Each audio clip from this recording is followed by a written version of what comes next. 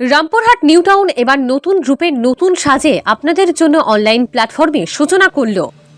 এবার থেকে ভারতবর্ষের যে কোনো জায়গা থেকে যে কেউ রামপুরহাট নিউ টাউনে যে কোনো অনুষ্ঠান বা প্রয়োজনে বুকিং করতে পারবে অনলাইনে। গতকাল সংস্থার কর্ণধার আনিস আহমেদ একটি অনুষ্ঠানের মাধ্যমে রামপুরহাট নিউ টাউনে অনলাইন প্ল্যাটফর্ম সূচনা করল। তিনি আরও জানিয়েছেন, শুধুমাত্র রামপুরহাটেই সীমাবদ্ধ থাকবে না, আগামী দিনে জাতীয় সড়ক সংলগ্ন বিভিন্ন এলাকায় তাদের এই প্রজেক্ট শুরু করতে চলেছেন।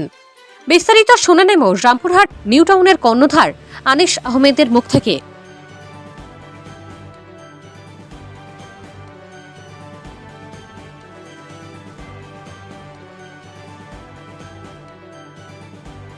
আমি এটাই বার্তা দিতে চাইছি গোটা বিশ্বকে যে আমি রামপুরহাটে এই ব্যবসা শুরু করেছিলাম।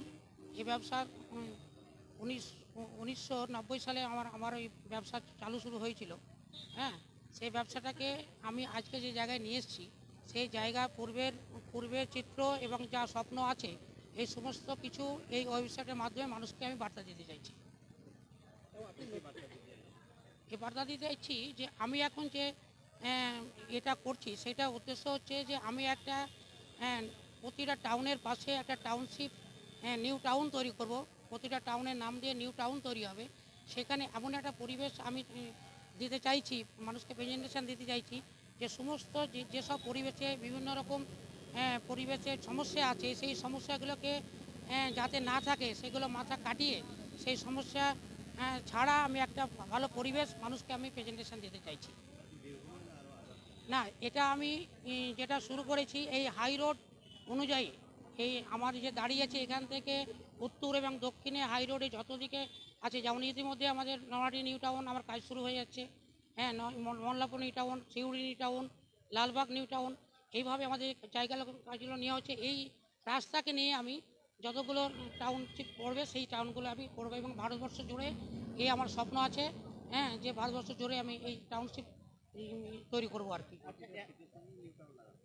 হ্যাঁ, প্রতিটা শহরে নিউ টাউন থাকবে।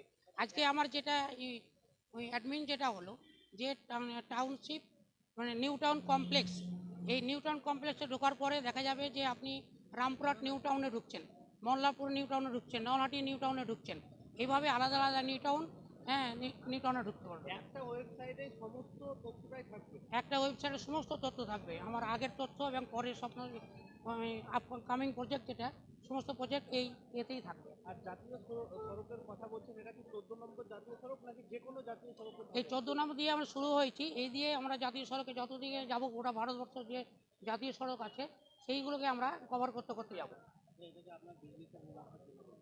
এটা বিজনেসের মুনাফা তো বিজনেস তো বটেই, এটা বিজনেস তো বটেই, কিন্তু আমি এটাকে বেছে নিয়েছি হ্যাঁ, যে মানুষের একটা সমাজ কল্যাণ করতে গিয়ে যে বিজনেসে দাঁড়াবে, কিন্তু উদ্দেশ্য হচ্ছে আমার একটা ভালো পরিবেশ, যে পরিবেশে মানুষের শান্তিভাবে বসবাস করতে পারবে, এই পরিবেশটা আমি বিক্রি করতে চাইছি।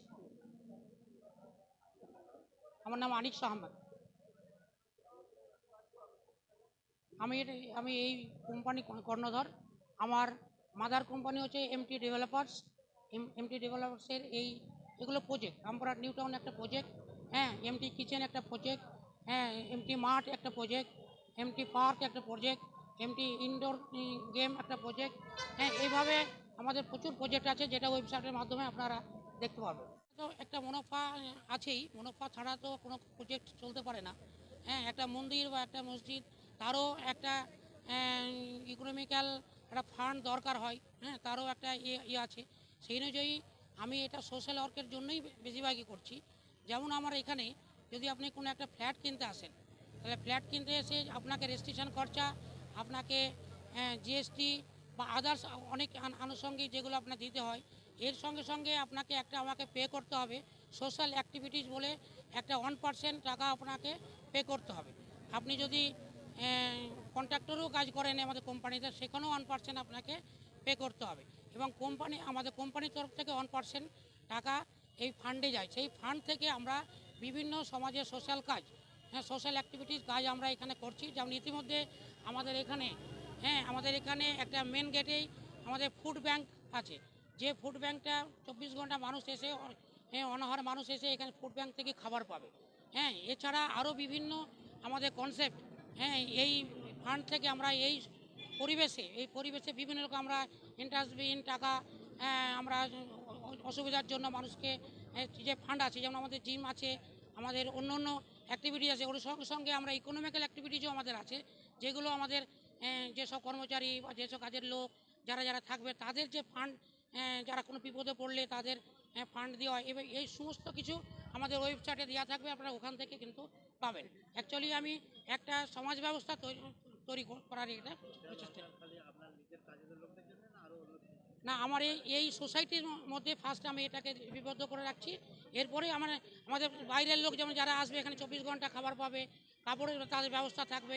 এগুলো এই সমাজকে নিয়েই, এই পরিবেশে নিয়েই আমরা মানুষের যে সোশ্যাল কাজ, সেই কাজটা আমরা আগিয়ে যাব।